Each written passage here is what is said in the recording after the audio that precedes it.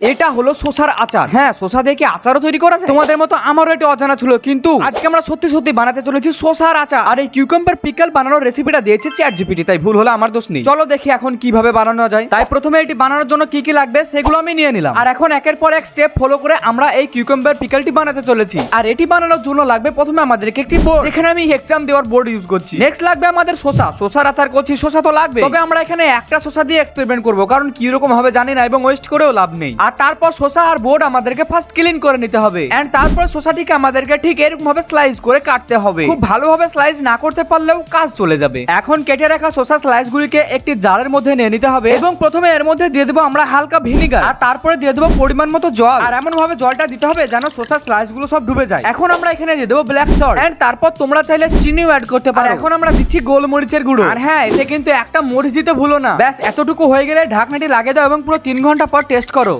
Not bad, not bad. Subscribe করো and কমেন্টে জানিয়ে দাও নেক্সটে কিসের আচার তৈরি করব।